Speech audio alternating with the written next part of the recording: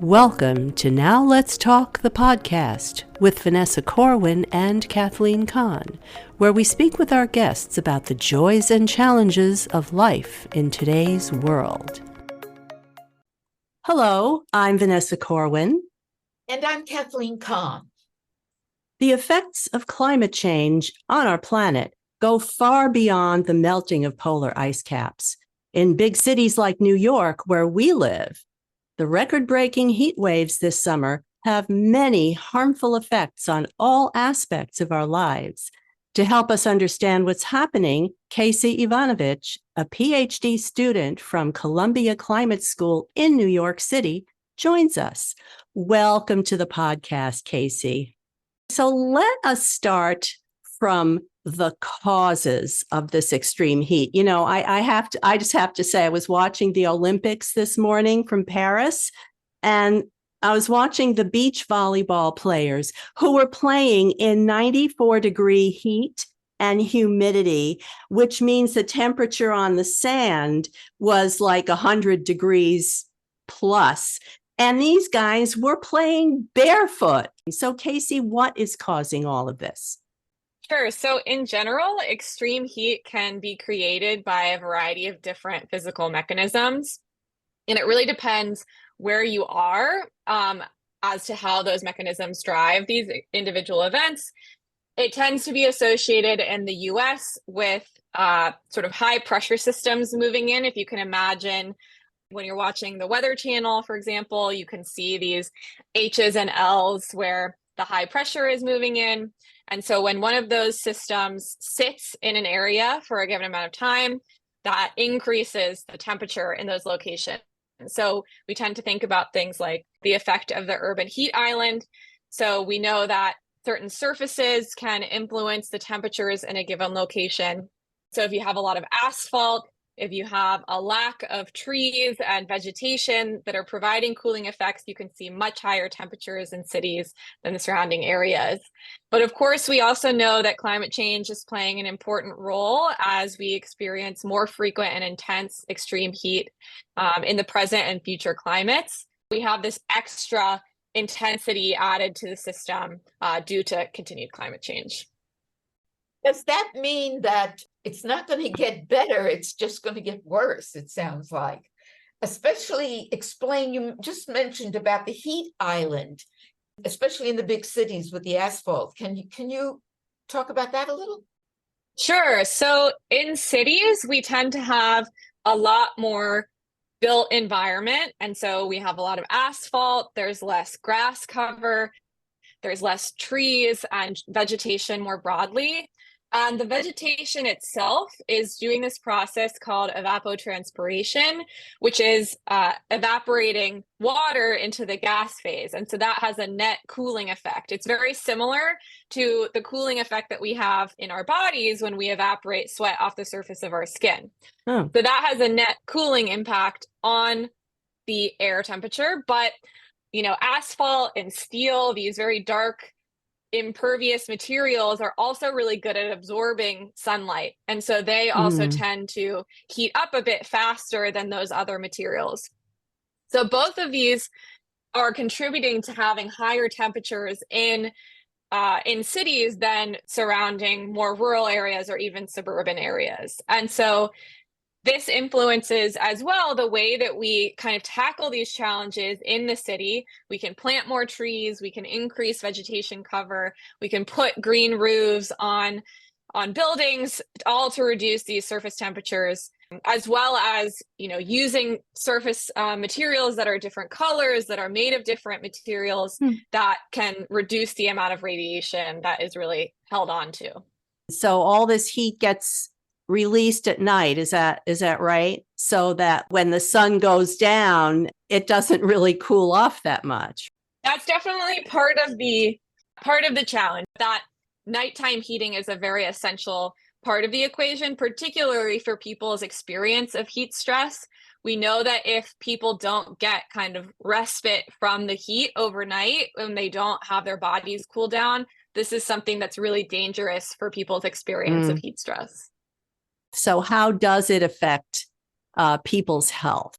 Based on the exposure, you can experience just, heat exhaustion or some, difficulties doing the same amount of labor or exercise, but then that can escalate very dramatically into getting heat stroke, experiencing sort of life-threatening illness. And there are certain populations that are most vulnerable. Absolutely. So this really depends on people's pre-existing conditions. This can differentiate by age. So we know that older individuals have less efficient sweating systems. And so this means that they can cool their bodies down less efficiently. Older individuals also tend to take more medications, which can increase their risk for heat stress. But also people who have pre-existing health conditions or have sort of comorbidities may be at greater risk for extreme heat. And so that's something that really needs to be taken into account, that the same amount of heat is not experienced equally to individuals.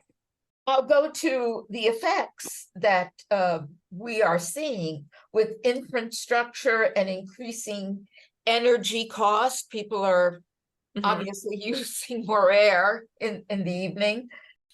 Yeah, so this is a really tricky issue in terms of the increasing energy demand associated with the need for more air conditioning.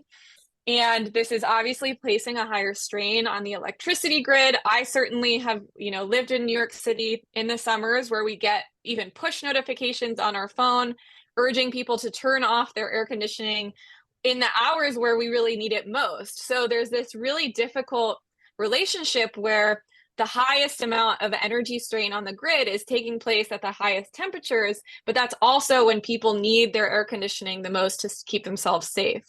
And so there's a real risk for power outages when the entire city is really trying to utilize all of these cooling mechanisms. And that's a major challenge that we need to face in the future. But at the same time, there's, major issues with inequality in terms of access to air conditioning. There's a lot of air conditioning installation within the city, but even people who do have air conditioning units installed, whether that's a window unit or central air, maybe aren't running their air conditioning because of the cost of utilities. And so these are major challenges in terms of the system that we have at our disposal, as well as behavioral challenges and making sure people are really able to protect themselves. How about the effects on labor? Now, I was reading that extreme heat is said to cost the U.S. economy like about $100 billion annually, projected to increase to $500 billion. So how does this happen? I think one of the major things, we already talked about this concept that people's, individual health conditions can impact their risk for extreme heat and heat stress.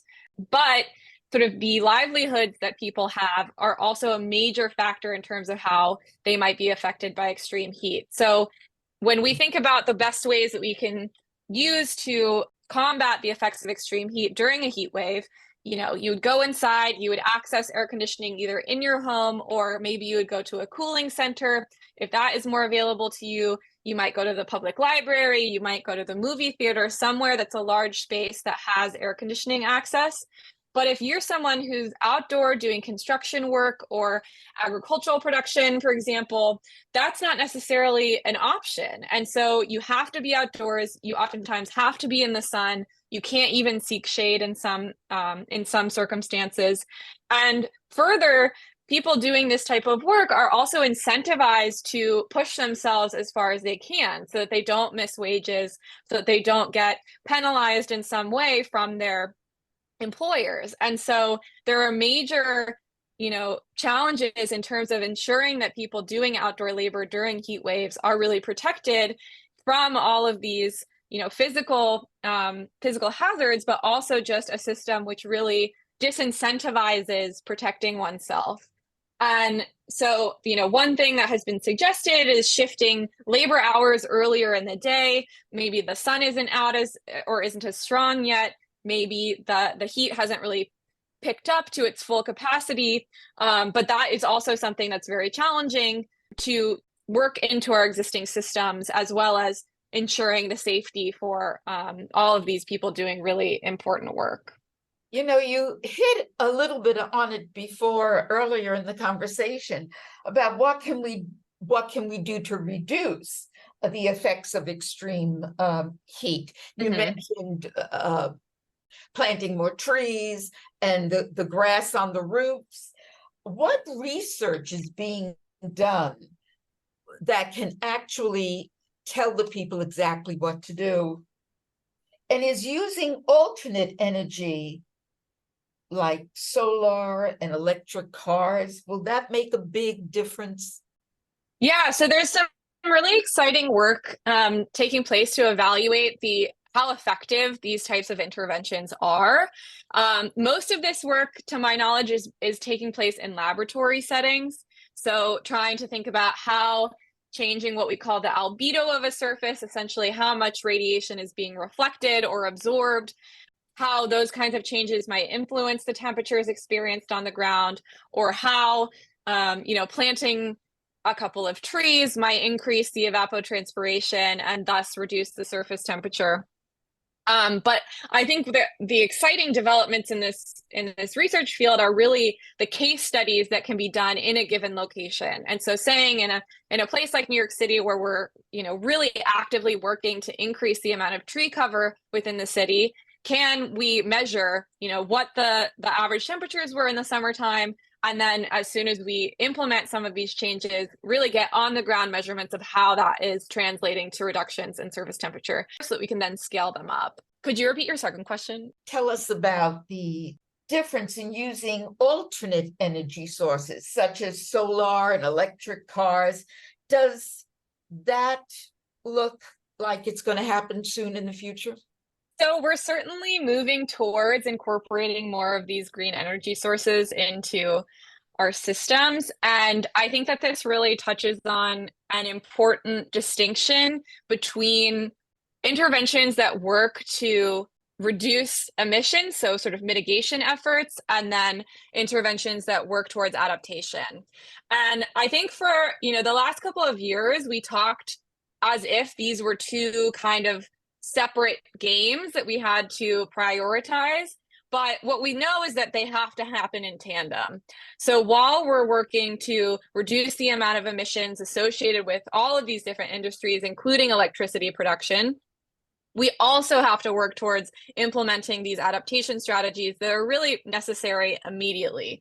So in the present, we're already seeing the effects of climate change. This is true across the globe, but particularly in New York City as well. And so we really have to prioritize doing both of these at the same time. What can you tell our listeners? What can we do to raise the awareness of the harmful effects of extreme heat in our cities? I know that there's a lot of publicity around it, but what other things we can do that is not being done? That's a great question. So I think one of the biggest challenges with extreme heat as a climate hazard is that it's not visible. We can see a hurricane, we can see a tornado, we can see flooding, and that's not the same for extreme heat, even though it's the deadliest of all climate extremes, both within the United States and within the world more broadly. This is something that it's very sneaky. I think one of the major challenges is that there's a huge behavioral component to, protecting ourselves against extreme heat. Summers are hot in New York City. They're very muggy. We're used to that. But at the same time, we know that these extreme events are changing. We can see it. We've seen it within our lifetimes. And I think that is something that, one, we need to start discussing a bit more openly, is how we're seeing things change and how our behaviors need to change in response. But I think that one of the best things that we can do is really to check on one another. And that's a major challenge within a big city. We live in these apartment buildings. In some places, it's a very transient city to some degree. And so people don't always know their neighbors. People don't always know who needs to be checked up on, who is having conversations with their family and making sure that someone is investigating whether or not during a heat wave they're okay. And so I think another major sort of vulnerability of older adults in this country is that they oftentimes don't have the social networks that allow them to be safe. And so what we really need is to work more on building community, and in these really essential high risk times, making sure that the people around us have what they need, have access to air conditioning, have proper hydration, and that we really, protect each other in these really difficult times. That's wonderful. That's excellent. That's excellent advice. And I think just the very fact that we live in New York, where we don't often know our neighbors, I think that's so important. There's so many resources in this city. And so we know, particularly in New York City, there's a wide array of cooling centers that are available. So they can go to the public libraries, they can go to movie theaters, but there are also these individual cooling centers that are put in place for, heat wave events. But there's been some really awesome work, particularly done by We Act, which is a local environmental justice group, which has shown that people don't know that people don't know that these cooling centers are available. They don't know when they're supposed to use them, or they have major concerns about why they don't want to go during a heat wave event. And so I think really meeting people where they're at, listening to these valid concerns and trying to ameliorate so that people can utilize the systems that are already there and that could really provide essential benefits during these high risk periods. They have some really great environmental justice work that's ongoing, and they particularly have an extreme heat group that works on a lot of these issues. Excellent. Oh, yeah. Excellent. And are there, other than We Act, are there other websites or other organizations that people might go to? That's a great question. I think it's always good to check in with any kind of city government web pages.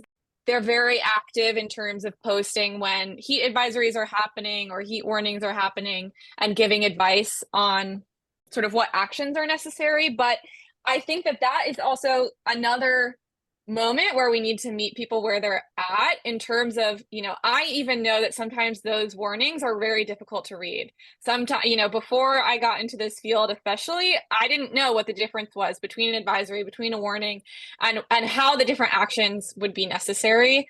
And so there's definitely ongoing work sort of in the social sciences to think about how we can better communicate this to people, make it very clear. And I think that that's a major area of continued work. I think that there's also another major challenge is a behavioral aspect in terms of, people self-identifying particularly as high risk. So there's been some interesting work that has come out recently showing that individuals are very unlikely to label themselves as a high risk group for heat stress. And so this could be due to age, for example. So there's been some really interesting interviews where individuals will say, well, I know that, elderly people tend to be higher risk for heat stress, but I'm okay because I'm healthy. And I can totally, I can empathize with that kind of feeling that you're like, well, I know my body, I feel fine, I know what to do, and it'll be okay. And so even though these are sort of physiologically defined risk factors, it can be really difficult for individuals to recognize that maybe they are one of these high risk groups. And so I think that kind of communication work is also really important to improve upon, and to be really gentle with people and making sure that they don't feel scared and that they don't feel attacked in some way or, have any of these kind of negative connotations with being in these groups, but to at the same time make sure that they know that they're aware of what they need to do and how to stay safe. After hearing what you're saying, I think we need to congratulate the local weatherman because they're on top of it all the time and they do tell people. I guess the hard part is they have to inform. They can't say you cannot go out if you're blah, blah. So, but they do a great job. Yeah, it's definitely a hard balance. So, Casey, this has been really, really great. So informative. Thank you so much. Of course. Yeah. Thanks for having me. Thanks for joining us. We'd love to hear from you, so please visit our website at nowletstalkthepodcast.com and send us your comments and questions. We'll see you next time.